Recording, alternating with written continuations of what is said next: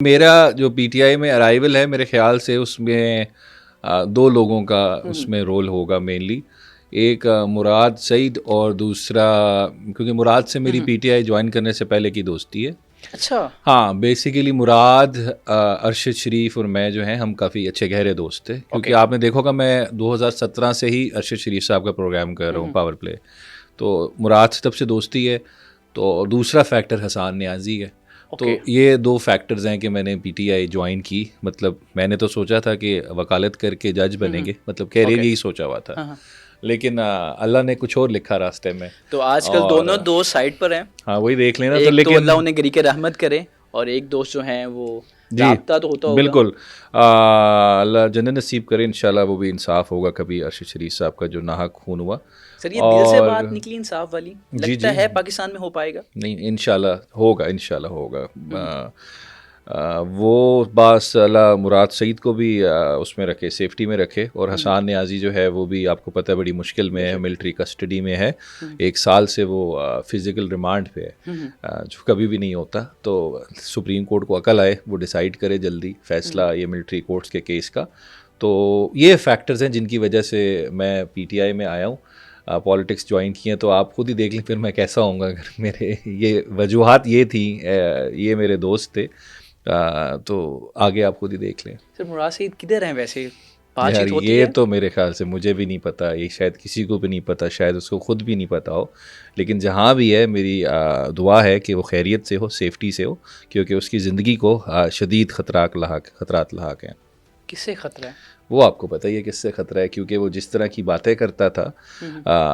دیکھیں جس طرح کی اس نے جو بات کی تھی, اس سے میرے بیسک مسئلہ 2 مسئلے تھے نا مراد سعید سے. ایک مسئلہ تو یہ تھا کہ اس نے جو سوات میں ری سیٹلمنٹ ہو رہی تھی دہشت گردوں کی, اس کے خلاف اس نے عوام کو موبلائز کیا تھا. تب سے اس کو تھریٹس آنا شروع ہو گئی تھی. پھر اس نے چیف جسٹس بندیال صاحب کو لیٹرز لکھے, پریزیڈنٹ کو لیٹر لکھے, پھر قاضی فائدیسہ صاحب کو بھی لیٹر لکھے کہ میرے اوپر کافی خطرات ہیں میری جان کو, اس پہ کوئی ایکشن لیا جائے. لیکن کچھ نہیں ہوا. پھر اس کے بعد جب ارشد شریف صاحب کی شہادت ہوئی تو اس پہ انہوں نے کافی ووکل باتیں کی اور کچھ سوال ریز کیے جو بڑے جینوئن سوال تھے. پھر سپریم کورٹ میں بھی ان کویشچنس کو ریز کیا گیا. پھر اس کے بعد فیکٹ فائنڈنگ ٹیم کی رپورٹ آئی, اس کے اوپر بھی کافی سوالات کیے. تو پھر 9 مئی ہوا, آپ کو سامنے ہے.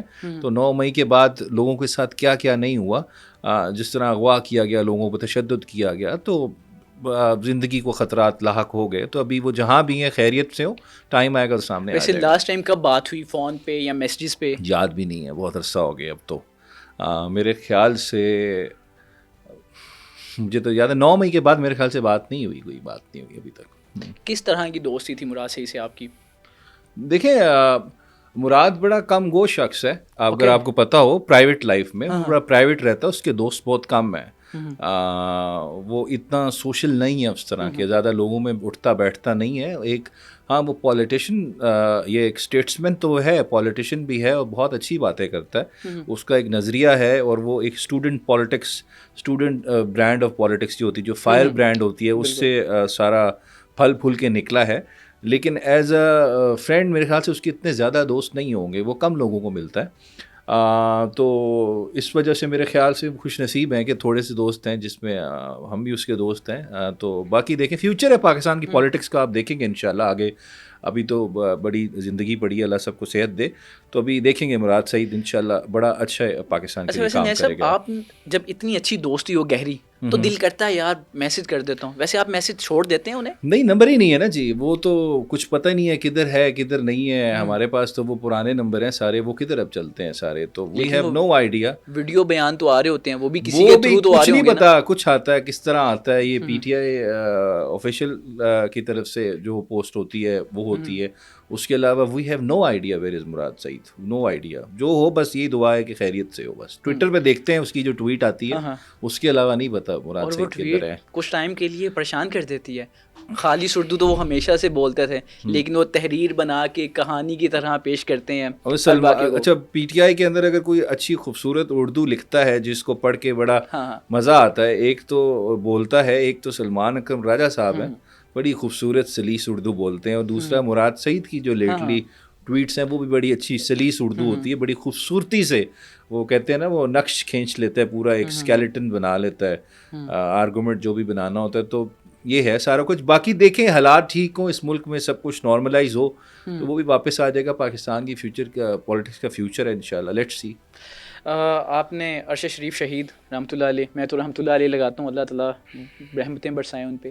اچھا, کیا آپ کو خبر کیسے ملی اور ایک دوست کے کیا احساسات تھے جب آپ تک یہ خبر پہنچی؟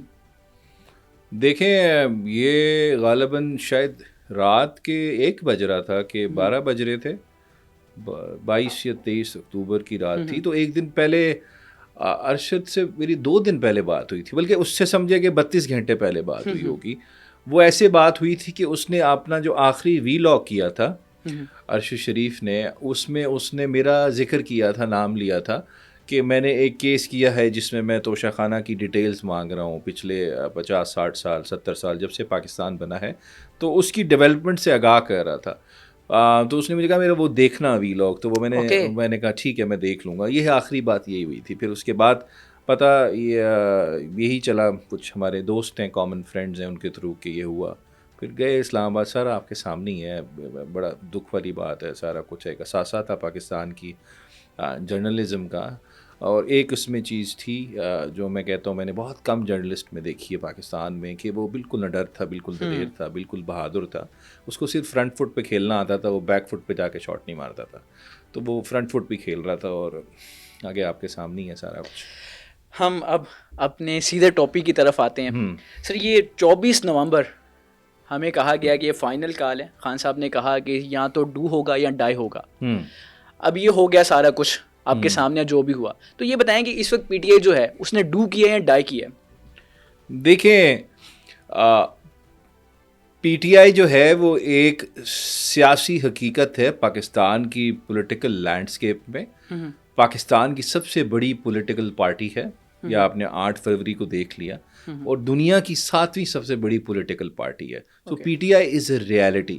اگر کسی کو اس چیز پہ کوئی شک ہے تو میرے خیال سے وہ خوابوں کی دنیا میں رہتا ہے, یا خواہشات اس کی ہو سکتی ہیں کہ پی ٹی آئی ختم ہو گئی ہے یا عمران خان ختم ہو گیا ہے. پی ٹی آئی بھی ابھی بھی موجود ہے اور ہمیشہ رہے گی موجود. اور جہاں تک 24 نومبر کی بات ہے, دیکھیں ایک کال دی گئی, بہت بڑا لوگوں کا مجمع نکلا, اس کو لیڈ کیا گیا, پھر اس نے ڈی چوک پہ آئے وہ.